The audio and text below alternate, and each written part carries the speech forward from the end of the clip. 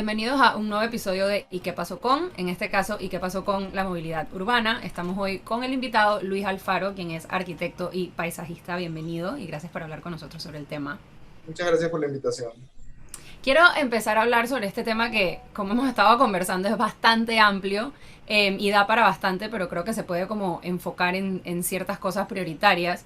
Quisiera que al principio nos des como un pantallazo de dónde se encuentra Panamá en cuanto a movilidad urbana, en cuanto a lo que, o sea, a tu parecer, y cuál es la principal diferencia con otras ciudades de la región, a pesar de que nosotros tenemos metro, tenemos un sistema de bus, tenemos todas estas cosas. ¿Dónde se encuentra Panamá en movilidad urbana en contexto? La verdad es que Panamá en movilidad urbana está muy atrasado. Nosotros hemos estado intentando resolver el problema de movilidad urbana de una manera muy específica. Básicamente lo tratamos de resolver con que las personas compren su carro y básicamente ahí dejamos el tema. Entonces sí se ha estado construyendo líneas del metro, han habido mejoras en el sistema de buses en los últimos años, pero realmente lo estamos llevando todo por la manera difícil.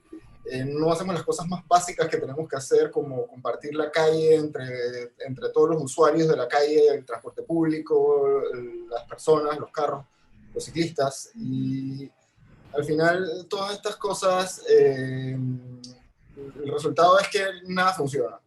Nada funciona, adicionalmente no hay planificación.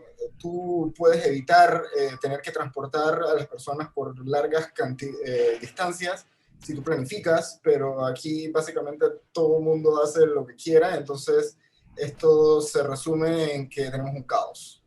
Tenemos un caos muy difícil de resolver adicionalmente. Y el metro es un paso en la dirección correcta, pero demora mucho tiempo, es muy costoso y nosotros necesitamos soluciones en el momento, porque, por ejemplo, en Panamá Oeste, las personas se gastan 4 o 5 horas de su día transportándose y esto es inhumano.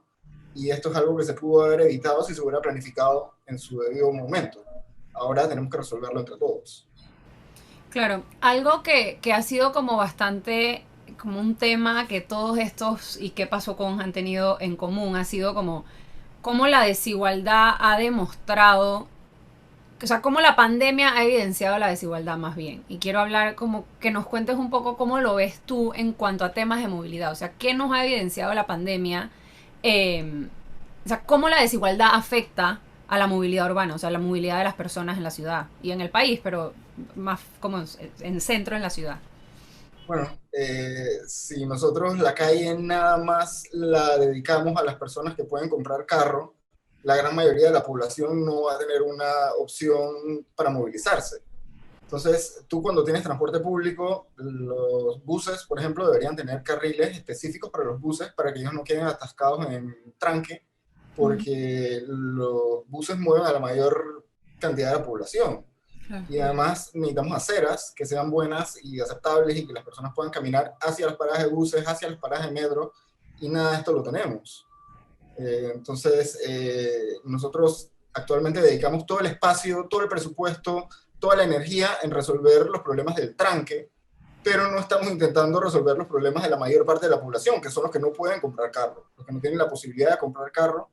Y yo no digo que los problemas del tranque no sean importantes, pero son más difíciles de resolver, son más costosos y nosotros tenemos que resolver los problemas de todo el mundo, no nada más de las personas que pueden comprar un carro.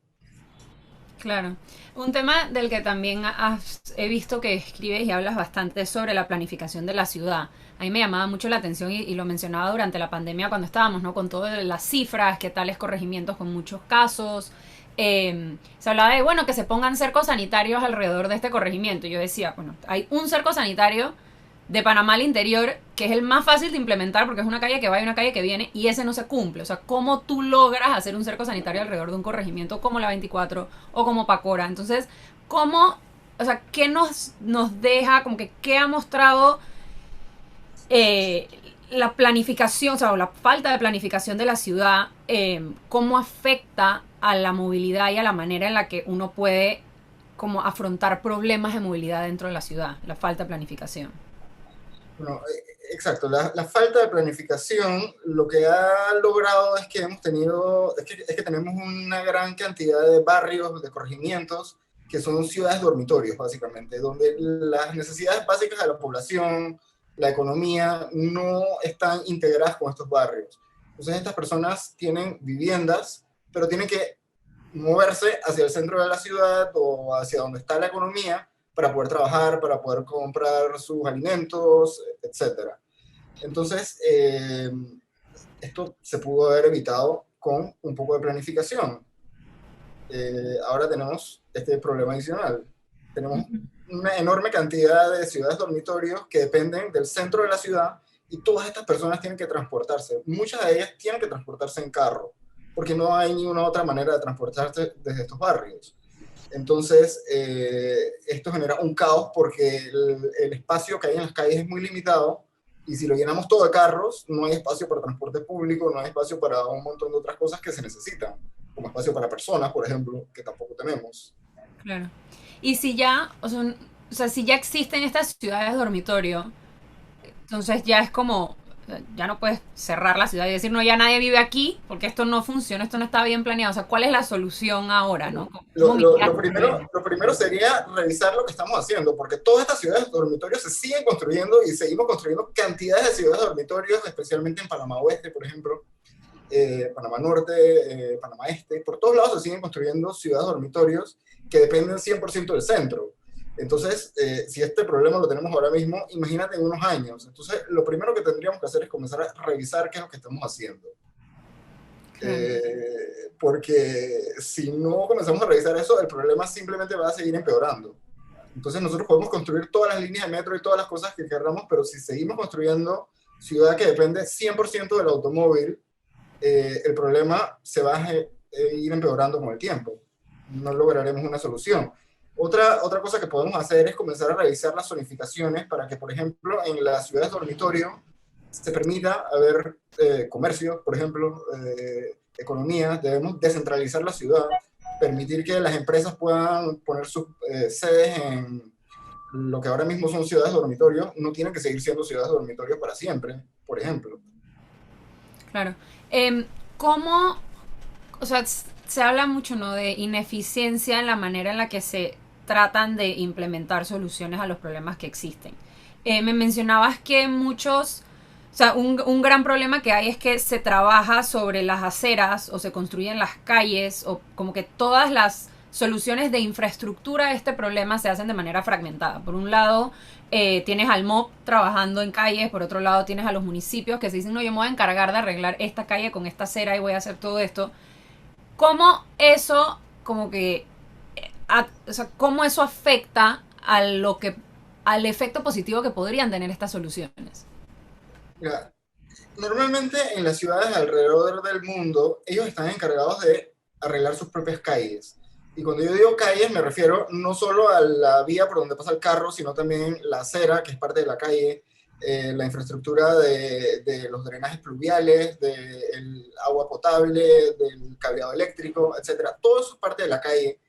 Y normalmente en otras ciudades lo que sucede es que el mismo municipio se encarga de hacer los proyectos y es una sola entidad que hace un solo proyecto.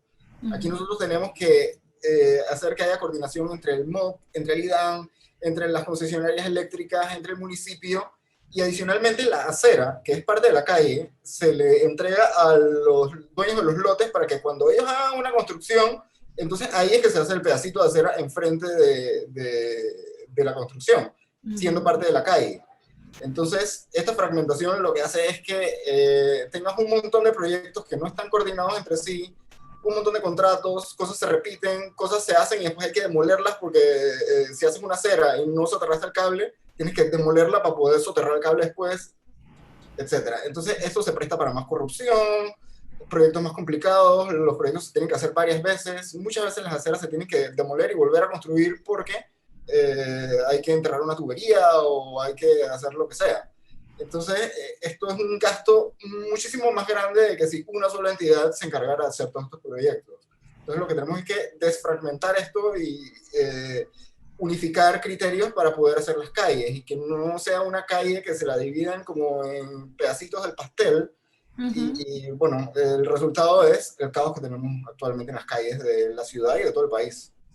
Claro, también eso definitivamente era como una de los objetivos de la descentralización, que en la implementación hemos visto, ¿no? Que ha tenido sus obstáculos, pero como empoderar al municipio para poder llevar a cabo las obras que necesita y que entiende que quienes viven en ese municipio necesitan que se manejen.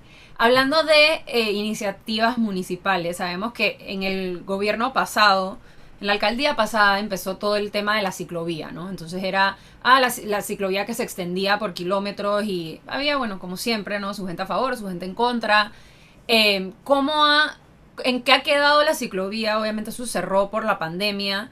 ¿En qué ha quedado la ciclovía? Y ha habido un cambio como en la efectividad en la que se organiza, en la que se monta, porque eso tiene como cierta logística de poner los conos y cerrar la calle. Con este gobierno, o sea, tú eres usuario de la ciclovía, ¿cómo lo has visto? Sí, bueno, hasta antes de la pandemia, el único cambio que había habido es que se recortó una parte. La ciclovía antes iba desde el final del Causeway hasta Panamá Viejo, prácticamente. Ujú. Pero todo ese tramo entre Paitilla y Panamá Viejo ahora se eliminó con el cambio de gobierno. Luego por la pandemia, evidentemente se cerró la ciclovía por mucho tiempo, pero ahora anunciaron que van a volver a abrirla el 18 de octubre.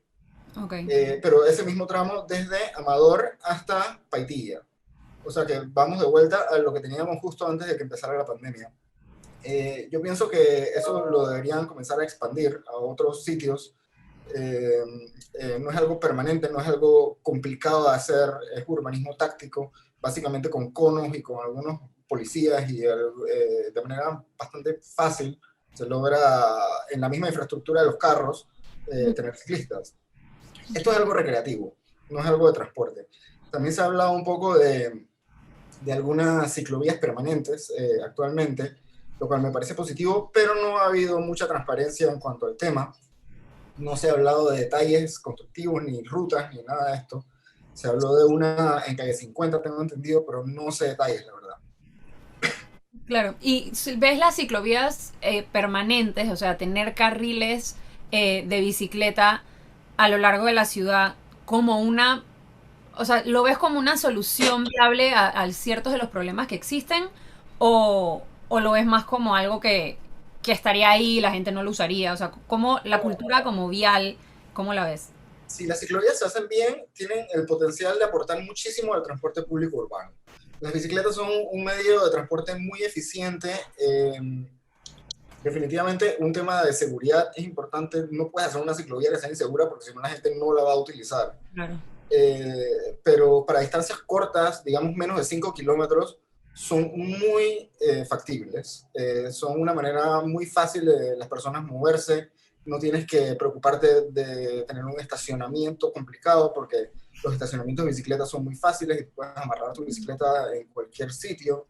Eh, Definitivamente yo veo la bicicleta como parte del futuro de la movilidad de la ciudad de Panamá.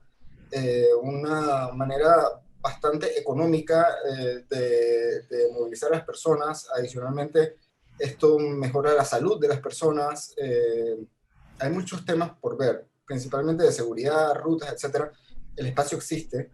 Lo que pasa es que tenemos Claro. que compartir la calle. Tenemos que compartir la calle porque si yo te pongo, por ejemplo, el ejemplo de la transísmica. La servidumbre de la transísmica es 75 metros de un lado a otro. Y actualmente nosotros tenemos 1 metro de aceras de cada lado y el resto es todo de carros. Con la Vía España es algo similar. Es 40 metros, aceras de 1 metro de cada lado y para de contar. Estacionamientos también. En la Vía España también hay mucho espacio destinado a estacionamientos. Claro. Entonces, tenemos que compartir la calle con los peatones, con el transporte público, con los ciclistas, etcétera. Ese es el tema básico de que tenemos que compartir la calle entre todos los actores y mientras más diversifiquemos el transporte, más fácil va a haber, mientras más carros puedan salir de circulación o la gente pueda optar por dejar su carro en casa, eso es algo que le beneficia a todo el mundo, incluyendo a conductores de vehículos, Claro. a transporte público, a ciclistas, a peatones. A todo el mundo le conviene que haya menos carros en las calles. Sí, que haya más opciones, o sea, que el usuario, o sea, que el ciudadano tenga más maneras de movilizarse, o sea, que haya una Exactamente. diversificación, que haya una decisión que hacer, que no sea como que ni modo tengo que ir en carro, no tengo de otra, sino Exactamente. que haya como ciertas opciones para decidir. Em, ¿Cuál es el tema de la accesibilidad? O sea, he visto varios videos de gente que tienen alguna, o sea, que usan silla de ruedas o que no tienen como una, o sea, que no pueden meterse entre un huequito que hay en una acera o entre un poste de luz con la pared. O sea, Es que, ¿por qué la accesibilidad universal en Panamá se tiene tan poco contemplada y cuál es la necesidad de eso en una ciudad que es verdaderamente amigable al peatón? bueno, lo que pasa es el problema ese que te mencioné antes, que cada lote está encargado de hacer su propio pedacito de acera enfrente, entonces con normas que no son claras, adicionalmente, esto no funciona. Entonces, si ni siquiera se puede pasar caminando, menos se va a poder pasar en una silla de ruedas. Entonces, es muy lamentable la situación que hay para las personas con discapacidades físicas. Ellos son básicamente los más vulnerables de la calle, en los que menos se piensa. Las personas prácticamente no pueden salir de sus casas muchas veces y es algo que tenemos que pensar al futuro. La ciudad también es de ellos, la ciudad es de todos. Eh, Definitivamente lo que tenemos que hacer es proyectos integrales donde se piense en sillas de ruedas, peatones, todo el mundo. Nosotros tenemos que pensar que la calle es de todos, no nada más de los carros. Eso es fundamental y es una cosa que aquí en Panamá tenemos problemas pensando y la realidad es que entre 36 y 39% de las familias tienen carros. El Sí, resto no tienen carro. La mayoría de las personas aquí no tienen carros y nosotros tenemos que apuntar a una ciudad para todos. Y eso incluye fundamentalmente personas con movilidad reducida, sillas de ruedas y problemas de discapacidades físicas. claro. Volviendo un poquito al tema de Panamá Oeste, se me pasó a preguntarte, hablas de las ciudades dormitorios, ¿cuál es, o sea, qué tan prioritario ves tú la construcción de una línea 3 del metro? O sea, de que el metro llegue hasta Panamá Oeste y cómo eso afectaría, o sea, el tranque, bueno, todo el mundo sabe lo que pasa en el tranque de Panamá Oeste a Panamá y de Panamá a Panamá Oeste todos los días. Yo, ¿Qué tan prioritario es la línea 3? yo pienso que es extremadamente prioritario. Lo que se vive ahí es inhumano, es una cosa que se pudo haber evitado, pero por falta de planificación ahora tenemos este enorme problema que solucionar. Y yo creo que cada minuto que desperdiciamos solucionando esto es algo que nos cuesta en calidad de vida de los ciudadanos de Panamá Oeste, nos cuesta en dinero, nos cuesta en muchas cosas. Y lo que sucede es que cuando se construyen todas estas barriadas dormitorios, todas estas barriadas realmente tienen un costo escondido que luego entre todos vamos a tener que pagar, que es el problema de que se planificó una barriada que está alejada de cualquier economía o cualquier manera de transporte y claro, les vendieron las casas más baratas a las personas. Ahora entre todos tenemos que poner el dinero con nuestros impuestos para poder solucionar este problema que ocasionaron la falta de planificación y las promotoras sin escrúpulos que hicieron esto simplemente porque eran los dueños del terreno y hicieron lo que les da la gana y la autoridad les permite hacer lo que quieran, si tú eres dueño del terreno, básicamente. Porque las normas del MIBI de construcción de este tipo de barriadas son lamentables, son muy básicas, son algo que hay que revisar a profundidad. En Panamá Oeste no hay un plan de ordenamiento territorial. En la ciudad sí lo hay, pero no está aprobado aún. Se hizo y aún no está aprobado, pero digamos que eso no es la solución de todos nuestros problemas, pero es un primer paso, digamos. En Panamá Oeste ni siquiera se ha dado ese primer paso. Ahí básicamente todo el mundo construye y hace lo que quiera y entonces después que el gobierno se encargue y que lo paguen los impuestos de los ciudadanos para resolver estos problemas. Inclusive hay muchas barriadas que no tienen agua. Eso sí debería estar totalmente prohibido y eso no se debería permitir porque ¿cómo tú vas a construir una barriada en un lugar donde no hay accesibilidad al agua? Sí, Es no algo tiene. básico para que las personas vivan ahí. Sí, desde que existimos los humanos, el agua es lo principal. O sea, armar una ciudad donde no tienes acceso al. Trae otros problemas. Para ir cerrando, quisiera que o sea, como que trataras de resumir cuáles serían, si tú estuvieras a cargo, ¿no? ¿Cuáles serían como tus temas puntuales y prioritarios en los que hay que invertir recursos y tiempo y como que energía para solucionar todos estos problemas de los que hemos hablado de movilidad? Mira, yo creo que uno tenemos que darle prioridad a los peatones, primero que nada, tenemos que recuperar las aceras. Muchas de las aceras, las que son aceras legalmente, están ocupadas por estacionamientos, tanques de gas, mesitas o cosas de los comercios, todo tipo de cosas. y entonces no hay una continuidad en el flujo de los peatones y la gente no puede llegar caminando ni siquiera al transporte público.